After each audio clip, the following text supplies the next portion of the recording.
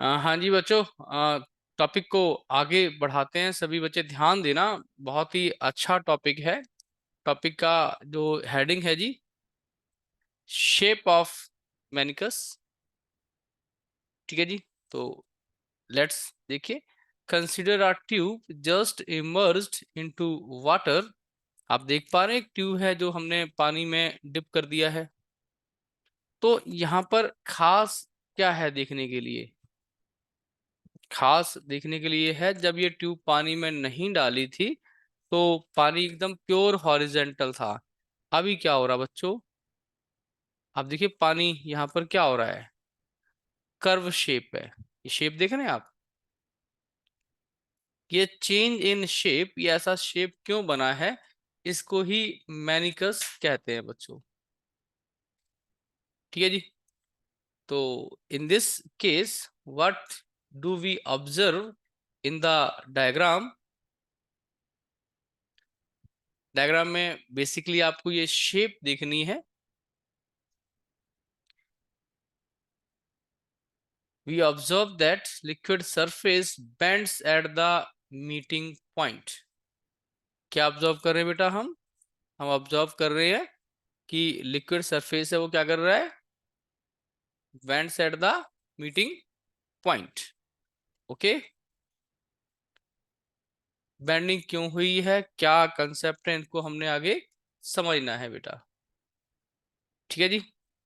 Late us understand why the liquid surface bends at the meeting point of liquid and solid surface. ये हमारा आज का target है, objective है जो हमें अचीव करना है जी। ठीक है जी। तो चलते हैं जी further. Consider a system having three different mediums, solid, liquid and air. Okay जी। अब देखिए ये ग्लास है बेटा, ये क्या है जी, एयर है, और ये वाटर है जी। एयर, ये ऊपर वाला एयर है, ये वाटर है जिसके अंदर, और ये ग्लास है। देख पा रहे हैं आप? तो बच्चों इन पर क्या होगा? Let A be the meeting point of all three mediums. अब ये पॉइंट ए है आपका, क्या है बच्चों? This point is A, meeting point of all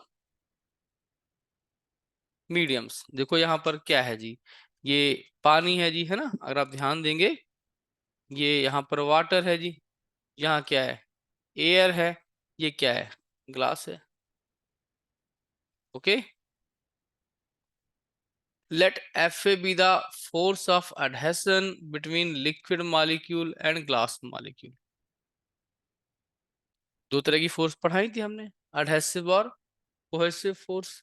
cohesive क्या होता है? सेम मॉलिक्यूल्स में लगने वाले फोर्स को क्या बोलते हैं बेटा? कोहेसिव बोलते हैं, है ना? और डिफरेंट मॉलिक्यूल में लगने वाली फोर्स को क्या बोलते हैं? अडहेसिव बोलते हैं। Okay, clear? तो ये क्या है जी तुम्हारी एफ ए? ये अडहेसिव हुई कोहेसिव हुई, बताओ?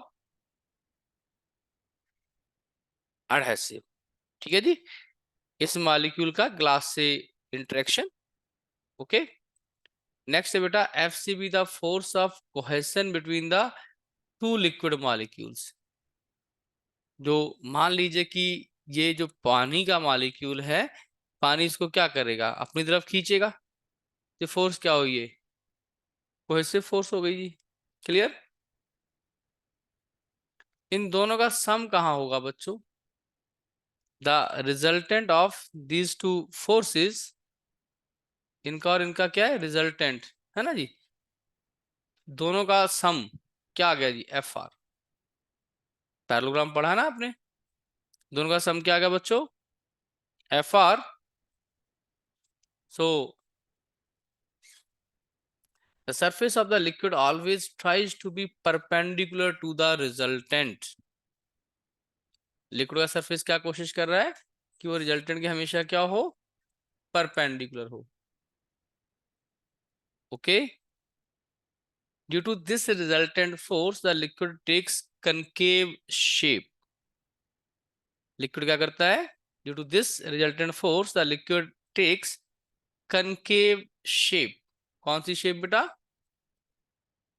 एक बार फिर से रिपीट करता हूं, किस मॉलिक्यूल का ग्लास से इंटरेक्शन है, एडहेसिव हो गया, मॉलिक्यूल का मॉलिक्यूल के साथ क्या, कोहेसिव हो गया, दोनों फोर्सेस का रिजल्टेंट क्या आ गया, एफ आर आ गया जी।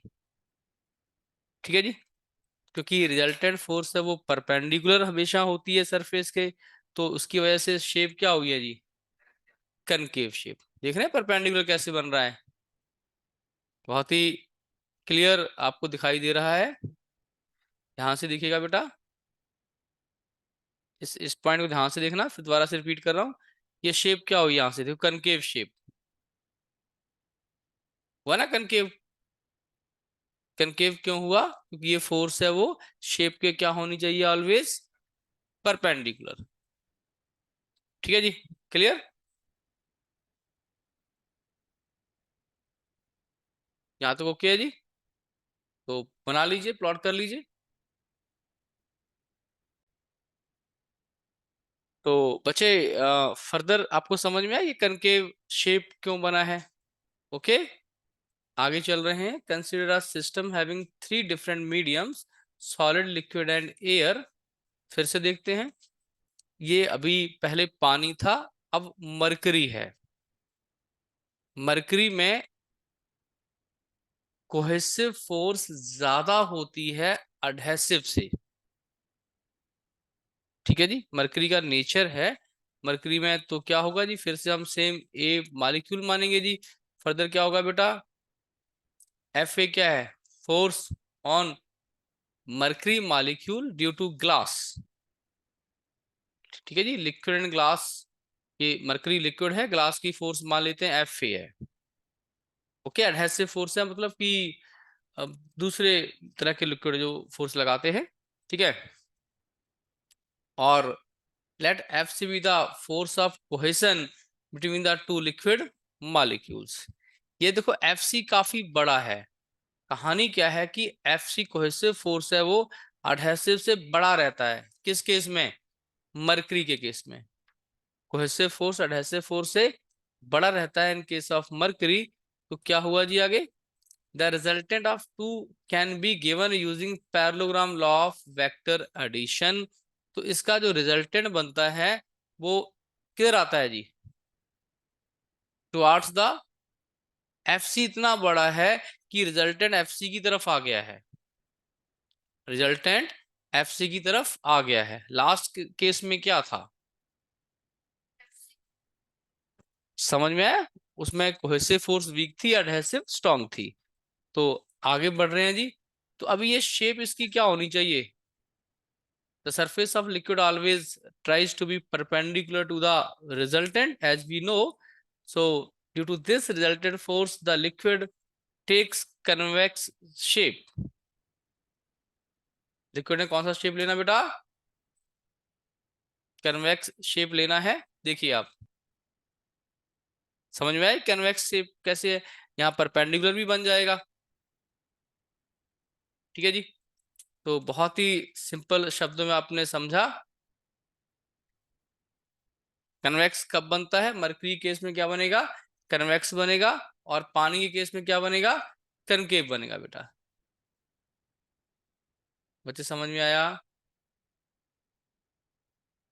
फिर चलते हैं आगे। लेट फिर से एक पॉइंट ए है। ए क्या है, it is a point of meeting of three mediums. F A with the force of adhesion, पहले की तरह बच्चों, between the liquid molecule and glass molecule. Okay, आ गया एफ ए। और फिर आगे चले, एफ सी क्या है, force of cohesion between two liquid molecules.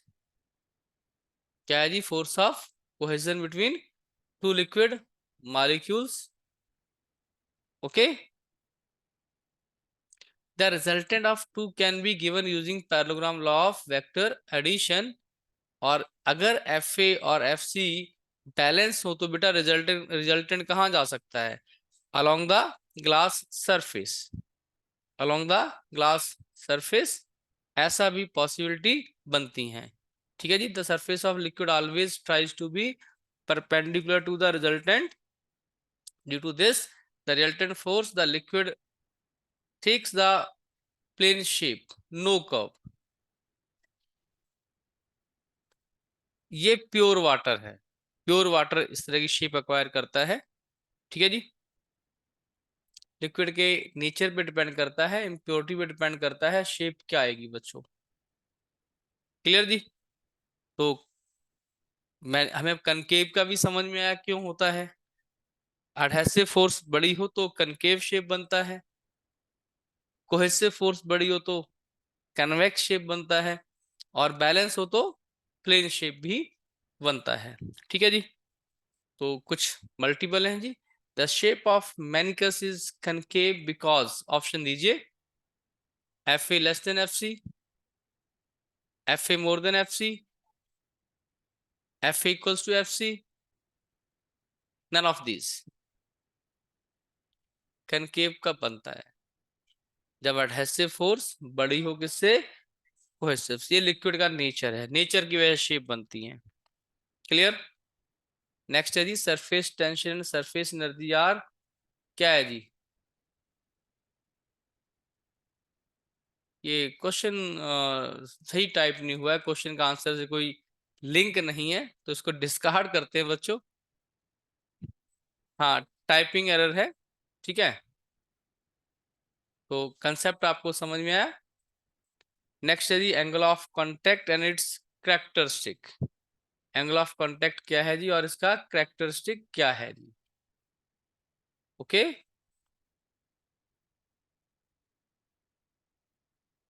Heading है जी angle of contact and its characteristic.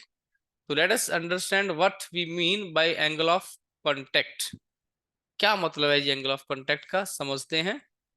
Consider a glass plate और उसके ऊपर एक वाटर ड्रॉपलेट मान लेते हैं। ठीक है जी। क्लियर। एंगल ऑफ कांटेक्ट क्या है जी, कैसे आप डिफाइन करेंगे बेटा? देखिए जी एंगल ऑफ कांटेक्ट है जी, इसकी definition, the angle between the tangent drawn to the liquid surface and the solid surface at the point of contact measured from inside the liquid is known as angle of contact। देखो ये liquid है, ये point of contact हो गया liquid का glass के साथ और एयर के साथ, वहां से सरफेस पे एक टेंजेंट बना दिया, तो लिक्विड साइड से जो हम एंगल मेजर करेंगे that is called angle of contact. लिखना चाहते हैं जी?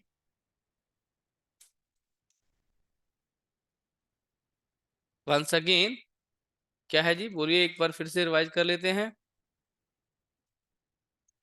Angle between tangent drawn to the liquid surface and the solid at the point of contact. The point where these surfaces are touching measured from inside the liquid is known as angle of contact. Clear? So let's move further. अगर हम देखें कौन कौन से surface है, ये tangent हो गया जी एट द लिक्विड सरफेस, ये सॉलिड सरफेस है जी, और ये पॉइंट बन गया बेटा। ओके। तो this is the point of contact. क्या बच्चों ये point of contact. Clear.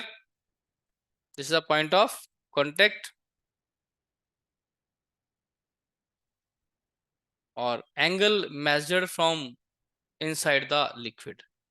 Very very clear concept कि एंगल ऑफ कांटेक्ट होता क्या है। आपको मजा आएगा बेटा, आप एक बार है ना किसी भी बुक को पढ़ेंगे आपको इतनी क्लैरिटी नहीं मिलने वाली है। इसमें मैं हर एक चीज एकदम टू द पॉइंट आपको समझा रहा हूं क्या है। ठीक है जी। आगे बढ़ रहे हैं जी। ये भी बताया मैंने एंगल ऑफ कांटेक्ट क्या होता है। क्लियर। डेफिनेशन, कहां से मेजर करना है एंगल आपको? Inside the liquid surface. और ये कौन सा एंगल बन रहा है? एक्यूट। एक्यूट होता है जी लेस देन 90 डिग्री, उनको हम एक्यूट की फॉर्म में जानते हैं। क्या बच्चे? एक्यूट। क्लियर? नेक्स्ट कंसेप्ट है जी, कंसीडर अ ग्लास प्लेट और we are placing a mercury drop on it. Okay, so this is the tangent that we have drawn, tangent at the liquid surface. This is what? Solid surface. This is a molecule that is in touch, point of contact, and this is what? Theta. अब देखिए mercury का nature, angle is obtuse, angle is obtuse, measured from the inside the liquid, the angle is obtuse. obtuse क्या होता है? more than 90 degree. obtuse क्या होता है बेटा? more than 90 degree. Okay, any doubt? Clarity है पूरी जी? तो डायग्राम देखा आपने कितनी क्लियर है, एक्यूरेट है? This is the power of slide teaching. Characteristic of angle of contact क्या है जी? It is constant for a given liquid solid pair. ये कांस्टेंट रहता है जी, अगर एक लिक्विड सॉलिड पेयर है तो वो हमेशा फिक्स रहेगा। It depends upon the nature of the liquid and the solid. It is dependent on the inclination of the solid. For a given liquid solid pair, even a small contamination of the surface cause a large change in angle of contact. For a liquid which partially wets the solid, the angle of contact is acute. जो partially थोड़ा थोड़ा गीला करते हैं। ठीक है जी? हाँ जी बेटा। It is independent on the inclination of the solid, कि solid कितना inclined है, ये उस बात पे भी डिपेंड करता है। नोट करने हैं जी, मैक्सिमम तो बुकलेट में लिखे हुए हैं, लिखे हुए ना बुकलेट में। नेक्स्ट है बच्चों, for a liquid which does not wet the solid, ऐसे लिक्विड जो सॉलिड को गीला नहीं करते, the angle of contact is obtuse. अगर आपने कभी मरकरी को देखा हो, या मरकरी वैसे तो पॉइजन होता है, जहर होता है, थर्मामीटर टूटे और मरकरी से खेलने में बड़ा मजा आता है। मरकरी एक ऐसा लिक्विड है जो हाथ को गीला नहीं करता है, लिक्विड होते हुए भी हाथ को गीला नहीं करता, वो टच करोगे गीला नहीं करता है, ऊपर से फेंकोगे छोटी छोटी बॉल बन जाएंगी, बाद में इकट्ठा करोगे पूरी बॉल बन जाएगी, अपने आप कंबाइन हो जाते हैं, छोटी छोटी बॉल पास में आती हैं, it makes a big ball. तो मरकरी को कभी उससे खेले आप, आपको पता लगेगा what is the meaning of obtuse और कोहेसिव फोर्स क्या होती है। आप बहुत ही क्लियर देख रहे हैं एनिमेशन में कि ड्रॉप्स क्या हो रहे हैं। भाई एक्सपेरिमेंट तो थर्मामीटर ले आओ, तोड़ कर ही हो पाएगा, वैसे तो लिक्विड नहीं है, लेबोरेटरी में मिल जाता है, मेरे पास तो अभी था, पता नहीं कहाँ रख दिया, अभी याद ही नहीं है कहाँ है। For a liquid which does not wet the solid, the angle of contact is always 90 degree. बेटा देखिए ये जो पानी, ये ड्रॉप्स है लाइंग ऑन द लीफ, कैसे बिहेव कर रहे हैं ये? ऑब्ट्यूज। कैसे बिहेव कर रहा है?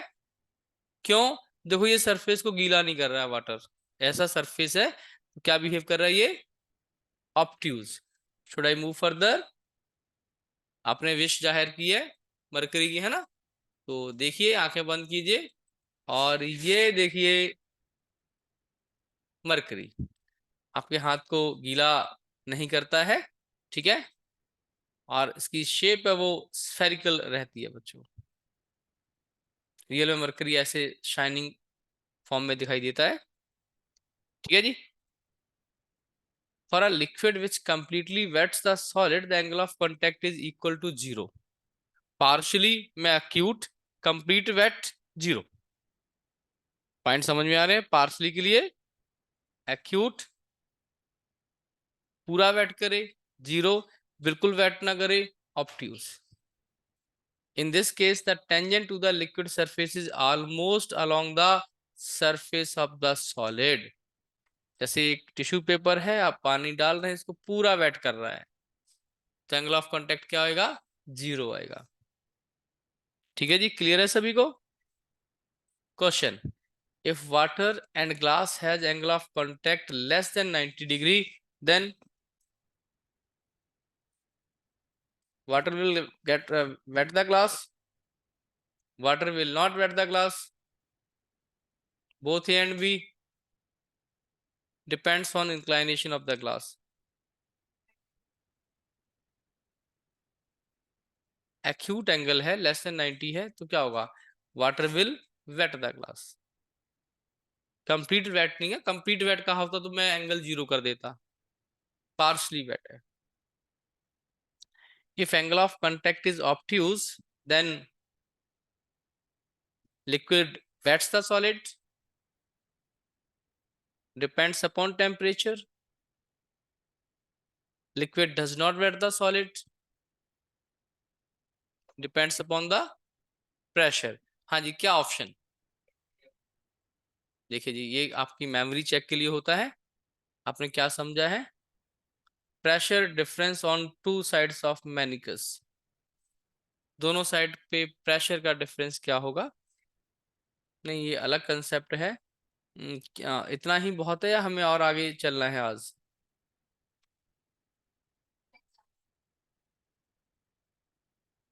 हाँ जी बच्चों, चलो 5 मिनट और लगा देता हूँ। देखिए, ये हमने समझा था क्या है, कौन सा लिक्विड है ये? वाटर है जी, जो अपर कनकेव बन रहा है ना। ओके, तो आगे बढ़ रहे हैं जी। There exist a pressure difference on both sides of the surface, दोनों जगह पे प्रेशर का फर्क पड़ता है बेटा, है ना। There are three types of shapes of liquid surface at the meeting point. क्या जी? प्लेन सरफेस हो सकता है, कनकेव हो सकता है, कन्वेक्स हो सकता है। तो दोनों साइड पे क्या प्रेशर का फर्क है, ये हमने कंसेप्ट समझना है बेटा। Okay, clear? तो let's move further. The surface is plane, मान लीजिए प्लेन सरफेस ए बी है। The forces due to surface tension acting on two sides of the element AB are equal and opposite, so resultant force is zero। Plane surface पे force क्या आ रही है जी? Zero आ रही है बेटा। ठीक है, ऐसे केस में there is no difference of pressure on two sides of the plane, कोई प्रेशर का फर्क नहीं है। Clear? As I move further, if the surface is concave, surface is concave, then let T be the tension on the surface acting tangentially। T क्या है जी? Tension है, surface पे लग रही है जी, टेंजेंशियली। ओके, और T1 और T2 क्या होंगे इसके? कंपोनेंट्स हो गए जी। इसका T1, इसका T1, और वर्टिकल क्या आएगा जी? ध्यान दीजिए भाई, टी नेट रिजल्टेंट था, एक कंपोनेंट T1 आया, एक T2 आया। इधर से T1, इधर से T2, क्या देख रहे हैं? T1 और T1 क्या कर जाएगा? कैंसिल आउट कर जाएगा। नेट क्या रह गया जी? T1 कैंसिल, इधर से इफेक्ट है ना जी। तो क्या बचा जी? ये T2 और T2 है जी, ये वर्टिकली डाउनवर्ड लगेंगे, इसलिए नेट प्रेशर क्या होगा? डाउनवर्ड होगा। हाँ जी, pressure on the concave side is more than on the convex side.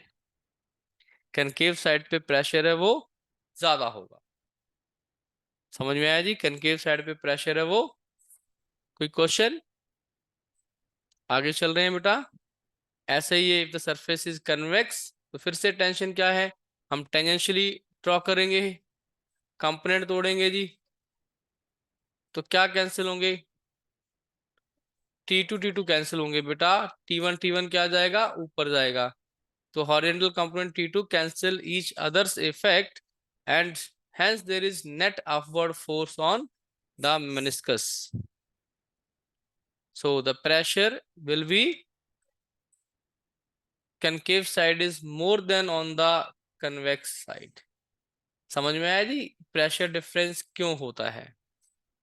आगे बढ़ रहे हैं बेटा। कंसेप्ट है जी, बताओ प्रेशर कहाँ ज्यादा होगा? Consider a surface as shown, let P and P be the pressure of point shown in the diagram, where pressure is more.